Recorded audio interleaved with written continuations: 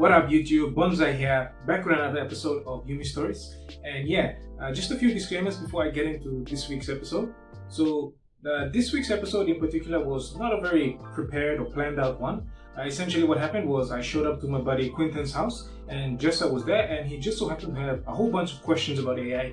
And I felt like I've been feeling for a while that I want to make a video about specifically a podcast where I speak with someone who doesn't really know as much as I do and just sort of like answer some of his questions and give some of my opinions about things. So that's essentially what this video is. It's just a casual discussion between two bros, one who knows a bit more than the average person about AI and one who has sort of like a lot of normie questions that he wants to ask.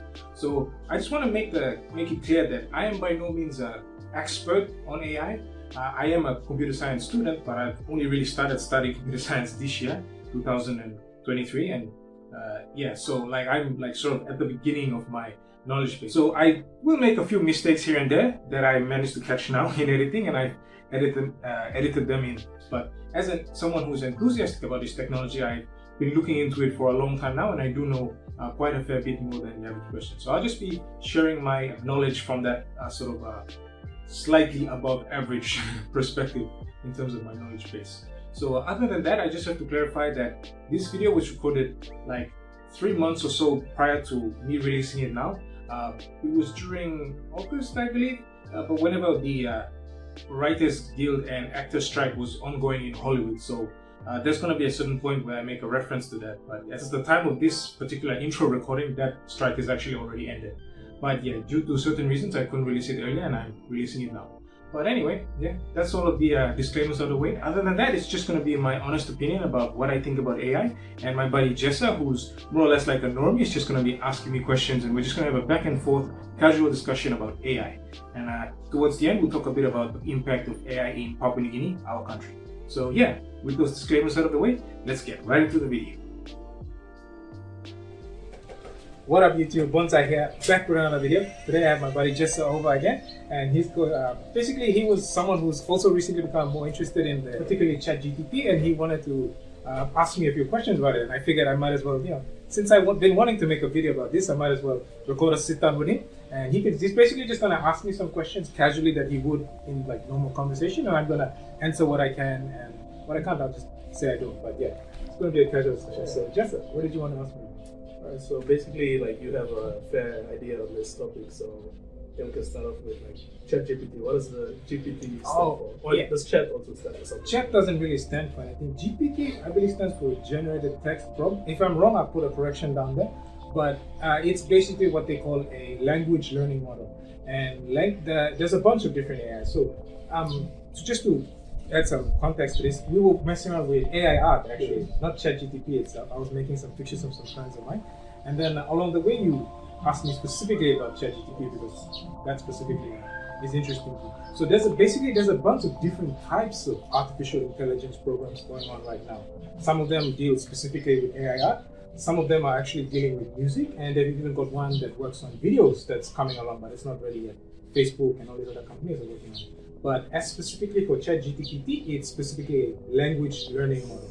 It's a LLM, large language learning model. And basically they feed it a bunch of information. So they just like take newspaper articles, research papers, medical journals, so on and so forth, and they just feed it into a large machine, and it just like gets all this information, punches it together, and then it forms not really a general understanding, but so the way these language models look, it doesn't actually understand what it's talking about. So when you think artificial intelligence, what's the first fictional example that comes to your mind? iRobot by Will Smith. Yeah, okay. So Ava, definitely has the big robot there. Okay. So let's take Ava for example. So Ava is what we would call a general intelligence, artificial intelligence, general intelligence. So remember how I mentioned that they can be broken down into AI art, ChatGPT and all that, but they're not one thing. They're all different AI elements which specialize in specific things, specific tasks, I should say. But we don't have general AI, which is like one AI that can do all those different things. Yeah. So Ava from iRobot is a perfect example of general AI. We don't have that. ChatGPT is specifically designed to do specific task, and what that task is exactly is, so it doesn't actually understand what it's talking about. What it does is it has all of this information from before that it's been fed about, medicine, mathematics, and all of these different topics, and it doesn't know what's in those documents, but it recognizes patterns. People say that like robots, math and stuff, it's really good at recognizing patterns. So it recognizes that when this word pops up, this word comes next, or this bunch of words comes next. So it's able to form context from like getting these key words, these key phrases, and then being like, okay, whenever this phrase pops up in a medical journal that's talking about the heart, then it also talks about the aorta and all of these blood vessels that come out of it, and the specific blood vessels. So it doesn't know what a heart is, it doesn't know what a blood vessel is, but it knows that when heart is there, the big vein coming out, artery coming off it, the first big artery coming in is called the aorta. So it will make that connection. I'm going to medical reference. No, that's I think. But you get the idea. So it looks for the patterns and then it connects the words together. So that's what Chat GPT is. And was there something else you wanted to go about? No, that is Chat GPT. That's the whole general thing. That's the behind the scenes one. I was explaining Chat GPT specifically. Okay, so say like someone were to write an essay or something, right? Say so. They're in school and they're given an essay assignment saying, okay, write a 2,000-word essay on, like, say, politics or something, or politics and PNG. Mm-hmm. Can they just like feed in a bunch of information or keywords into this Absolutely thing? Yeah. So how does that work? So basically, it already has examples of political essays that have been written on figures before. All it's going to do is it's going to take the specific data that you give, so the name of this specific politician, when they were born, when they did this and that, and it knows how to structure a biography, let's say in this case, right? Or whatever the term is for a politician. So it knows the structure, and it's just going to take the specific data that you give it and it slots it in, and then it forms a coherent sentence around that data. So it's not really thinking anything new. It's not necessarily, like if you try and ask it to, the tricky part is, let's say if you want to ask it to create a fictional story, it can kind of do that, but it will do it based on fictional stories that have come before. And it won't really be able to make like a really purely interesting story.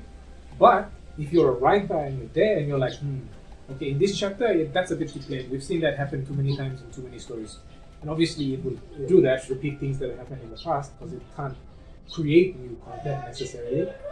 But what you can do as a writer sitting there is you can be like, you know what, instead of this trope that's been done in all of these stories, why don't you go this way or that way, subvert tropes and stuff like that. That's where the human element can come in and add some additional new unique variety to the content. But you can have the AI work the underlying structure of whatever it is that you're writing. So whether you'll be writing a political essay or writing a book review or something like that, you can inject your specific things into it and go over the surface. Yeah. So would you say that would kind of border on the line of plagiarism or copying someone else's work? Because it is using someone else's work to then create new work. The idea behind how this technology works, it's very different. It's almost like the way human inspiration works. Think about the fact, like let's go into the art now, just to help, because it's easier to explain it using art. That's why I'm going to that. So the way that the AI arts do their thing is, okay, think about every person who's an artist, right? Every artist who's ever painted a picture was inspired by something. They could have been inspired by another person, they could have been inspired by something they saw or something that they dreamed about. But then even dreams are inspired by things that you see in real life or desires that you have. So one way or another, even the concept of human inspiration itself is a notion that it's like, it came from somewhere. Everybody who was inspired to do something, literally by the definition of the word, it means that something else came in and triggered you to do that thing. So machines have relatively similar but somewhat different way of getting inspired. So in a way, you have to kind of get the lines between human consciousness and machines. We're trying to blur them essentially with all of these technologies.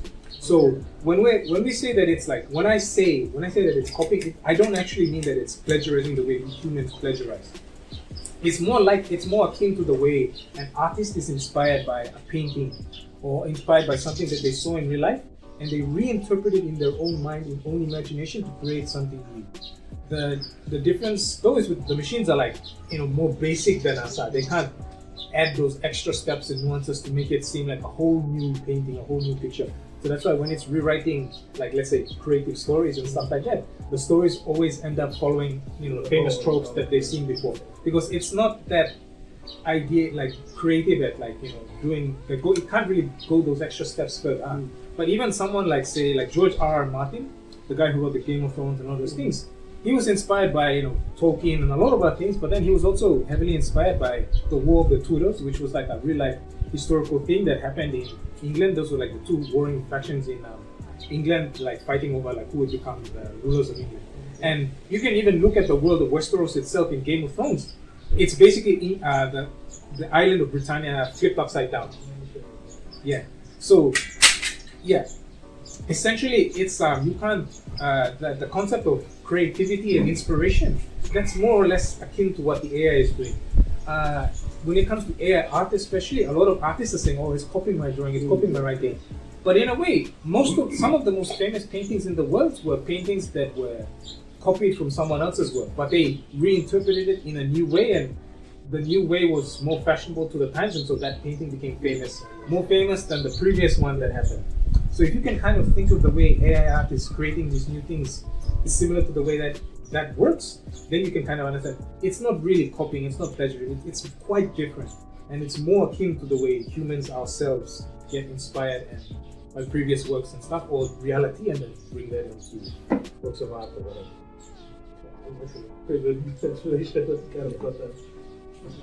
Okay, so would just I heard you say something like it's not really evolving, but like say like the creators of ChatGPT or all this AI technology is obviously man. So would you say they're like in the future, 10 years from now, what do you think AI or like ChatGPT or technology like that is gonna be? Would you say like it can be used for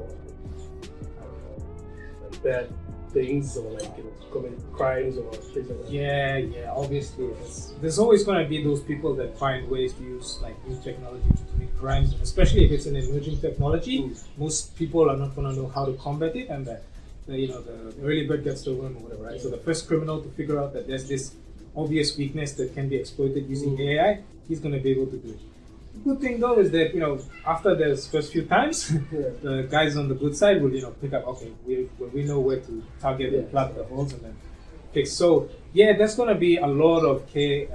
I shouldn't say a lot of chaos. There will be chaos and mayhem that comes out of this, and some people are gonna take advantage and make their own mark in a way that will negatively impact others. There's no denying that. So there are things to be worried about. But I have confidence that things will always turn back to like the norm, and once things settle and once the people on the law enforcement side figure out how to plug those holes that the AI guys can get in, then it's going to become harder and harder, and things will become more stable again. But at least in terms of crime, I don't know if you was talking about that.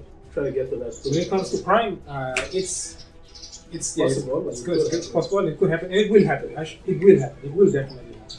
But I figure eventually people will figure out how to stop it. Yeah, just on the subject of like the future of AI with this type of technology, do you think it's going to be taught to like the younger generation coming up? Like, are they going to eventually have to learn it? Because once they get older, it's going to be part of their world. So you're thinking of it as something that they need to learn. Yeah, pretty much. But think of it in the same way. Do you know how your phone works? No, that's what I was trying to get to. Like, our parents didn't have the phones we used to. But like we grew up using those. Yeah, but my question is, do you know how your phone works on the inside? You don't, but you use it every day. Yeah, pretty much. AI is just another form of technology. The only difference is that it's more abstract. It's not something physical that you can hold, but it's just another form. It's just another tool. It's not necessary that they have to learn what AI is. It's just going to surround them. It's going to be everywhere, and that's just going to be the world they grow up in. They're not going to know a world without AI. They're going to grow up in a world where, if they're curious, they just ask their AI on the phone, hey, what's this and that? And then the AI just answers the question. It's a privilege that they're going to have that we aren't going to. We're going to live to see it happen, but to experience the full positive or negative of it from childhood going forward. And there are negatives to it, but I feel like that'll bring a whole lot. But yeah, to experience the full brunt of it throughout the childhood, that's something that the next generation is going to have to. But in terms of whether they have to learn the technology, it's like, kids these days, they're picking up tablets at like 4 years old and they're already knowing how to use it. humans, the way we learn, the way we want to, you don't gotta worry about the kids picking up on this. They're just gonna pick it and run, and you're gonna be left in the dust. It's just another tool. The only difference is, unlike most tools that humans have developed in the past, you don't hold this one in the palm of your hand. Cool. Okay, kind of just jump into questions here. But there was this thing I read online, like using Chat GPT. I guess it was an AI like it, but students were using it to pass. Kind of ties back to the whole plagiarism thing. But students were kind of like say exam questions of like they give those questions to the AI or Chat GPT, especially essays. Yeah, and essays, and like that system does it for them, and then they just hand in. So I've had some personal experience with this. Oh, okay. So what I can say is it's not good at math. Seriously? Okay. Yeah, it's pretty. I'm a mathematics major, and I don't trust it to do my math. So for me specifically, funny enough, being a computer science guy, it's not useful for me for most of my assignments because they can't do it. Code though is one thing. So if you're coding, it can help correct flaws in your coding. But when it comes to everything else that's primarily about writing, so the social science where it's primarily about writing out arguments and writing book reviews or whatever, yeah, those guys are just going to be able to take it and run with it. Here's the thing. By default, when they graduate and they go and they start working, they're going to have access to this technology anyway. Like, one of the things that people in the education industry have to be aware of is the fact is you can't stop this. And if you try and penalize kids from using it in school, that's kind of stupid, because when they leave your institution and they go out there, they're going to be able to use it anyway. You can't stop them. So my personal view of this, and this is like personal opinion, right? So take it, agree, disagree, whatever. But my personal view on this is that definitely there should be some safeguards to be like, you can't rely too much on AI. You have to some rules around it, right? But you can't tell students to like no AI usage whatsoever. You have to set certain ground rules and then stop them. So one ground rule you can set would be like, okay, you can ask the AI to give you ideas for an essay, or help you with the structure of your essay, or correct the spelling. You can just use Grammarly for that. That's too basic. But you can ask it for ideas and also like concept ideas to start you. But the rest of it, you have to do it on your own. Yeah. And I don't know how to monitor that process and bridge that gap. I don't know how to do that yet. But it has to be somewhere in that line. You can't be like no AI whatsoever, and that's genuinely pointless. Because again, kids in university, and when they go out there into the workplace, they're just going to be using it anyway. So, what are you preparing them for if not the workplace? And if this is a tool that every other human being is going to be using every day for their work, then you kind of, if anything, students should be taught how to use this technology instead of not being it. Like make a small side course. Doesn't have to like cost too much marks or something, but just to like, maybe not even like a course that they use. It can just be like a workshop they do for 3 weeks, and then some guy comes in and teaches the student how to use it.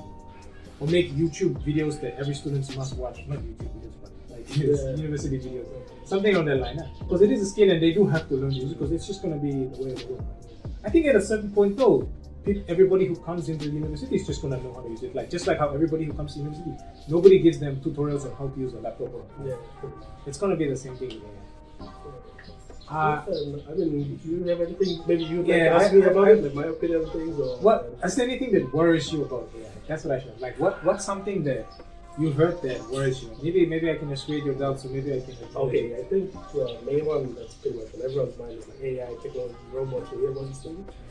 Terminator, right? Terminator. Skynet. Like, stuff. Come on, do you think that's a possibility? Not really. Not really. I mean, it's definitely a possibility. It's something that is possible, that can happen. But like, no. Well, given the technology we have right now, not really. Right now. Maybe when we get to AI, the Ava from Monument, that's something that we need to do. The general AI, that's something. But with the guys that they have right now, those things are, like I said, they're only suitable to do specific tasks, right?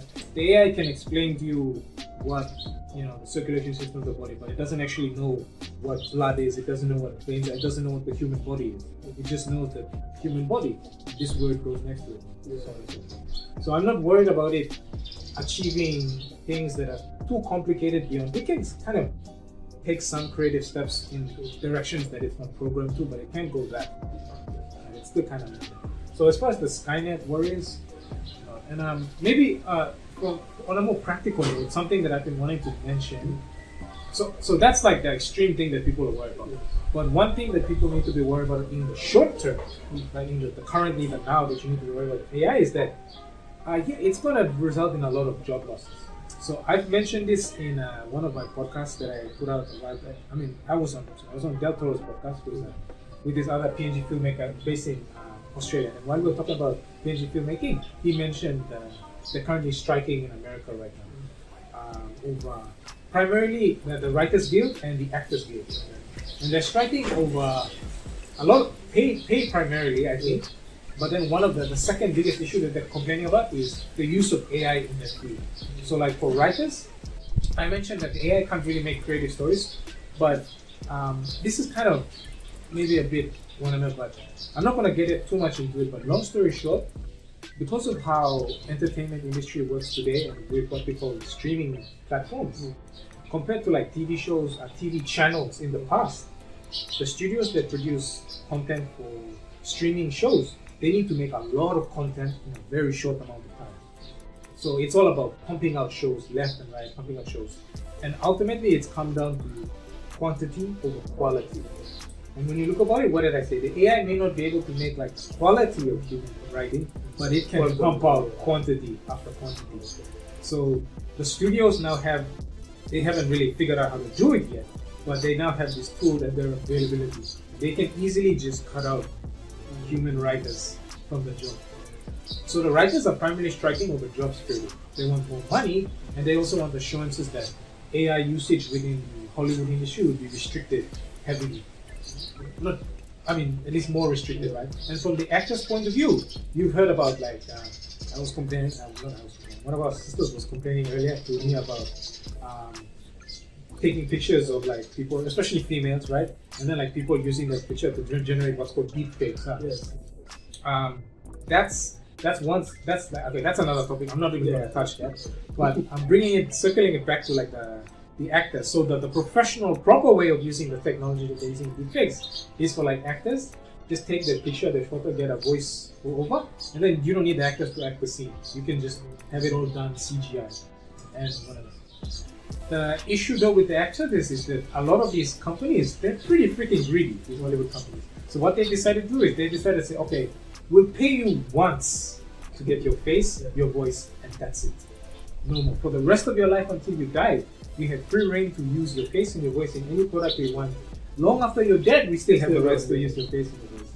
But that's it. Yeah. That's pretty freaking unfair, right? Like, I'm pretty capitalistic, and even I think that's just like completely abusing like other people's money. So that's from the actor side. It's their face and their mannerisms and stuff, and that can already be done. I mean, like I said, deepfakes are already a thing. That can already be done. You imagine deepfakes are done by like people in their house, with no one else. But you imagine what a studio funded by Hollywood could do with that kind of technology. So it basically renders the acting profession useless, gone, getting rid of jobs. So that's like on the writer side, on the acting side, and then coming down to like one of our sisters here, she's a lawyer. So I can use law, for example, as a very good way to explain it. So lawyers tend to have what's called paralegals when they conduct their work. So you have the lawyer who does like the high-level arguing and forming the arguments and stuff like that, but then you have the paralegals who take notes. When the lawyer is kind of like unaware of some information or needs someone to go out and get some information to help build the case, they send the paralegal. They're basically the assistant to the lawyers. Okay. But most of that work is kind of grunt work. Retrieving work, looking through the documents for things that might be useful to the case, things that might hurt the opponent's argument or some stuff like that, and then they give that to the lawyer to actually do the work. But that grunt level work can very easily be done by ChatGPT. So that's one profession that's gonna go. And a lot of these, like I said, with the movie writers, and then like people who let's say people who write articles for websites and stuff like that, especially, and then going on to even like more serious things like newspapers and stuff like that, they might come into trouble too, because ChatGPT is really good at producing written articles, and it can produce it really fast. As long as you feed it a certain amount of information, it can weave it together, bang, and then put out a story.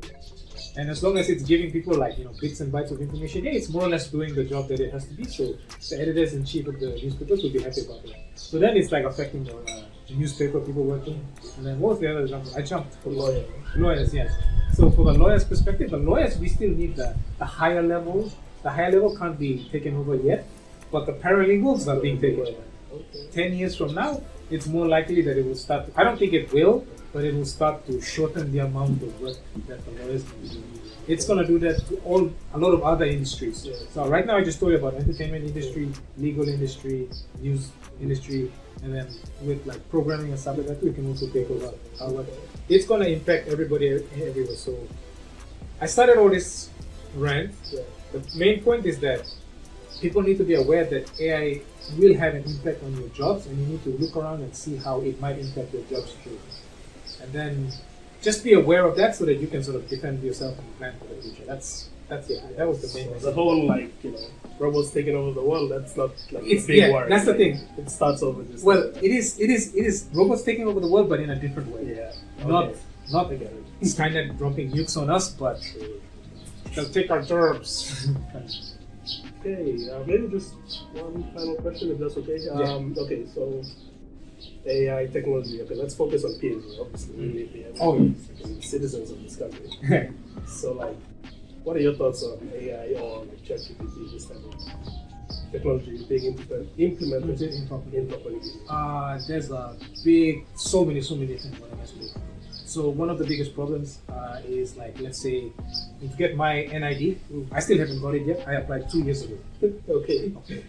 Whatever clerical error that's going on in the 1MN can be very quickly sorted, at least in the computer end, can be very quickly sorted by implementing artificial intelligence specialized to sorting out all the different identities, finding errors in it, and then telling the human reporters to call us to tell us. Because for me, I gave my religion, but I didn't give my denomination.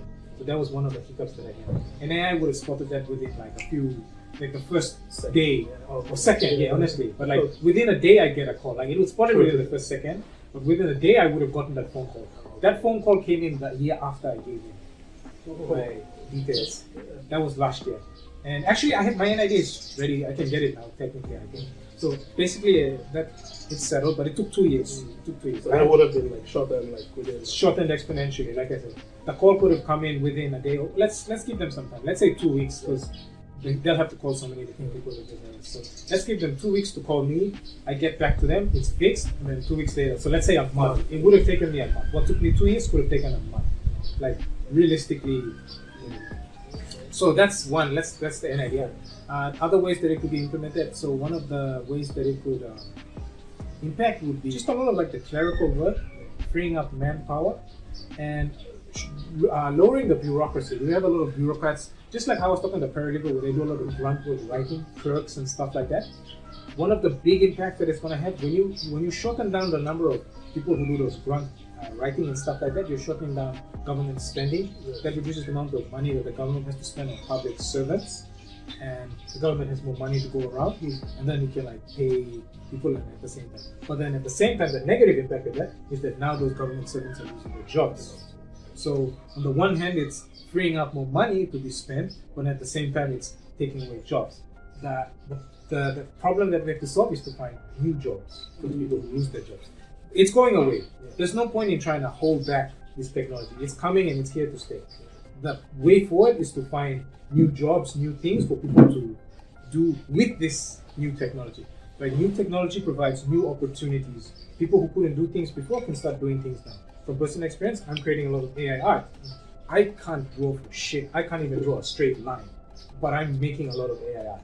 So AI has shortened the skill level, the skill requirements for people to perform certain tasks. So what people need to do is if you lose your old job in one area, see how you can use AI to make something that people want, and then figure out a way to monetize it. And then that's how you pave a way forward.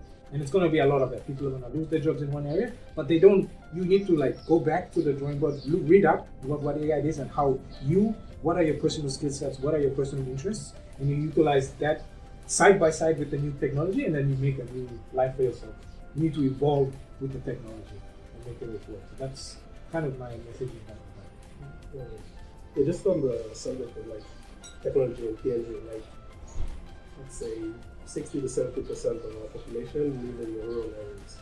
What about those guys living there? How can technology like this help them, or you know, what use do they have for this technology? Like for us living in the city, yeah, it may be useful, but what about those guys? So it's much easier for them to educate themselves.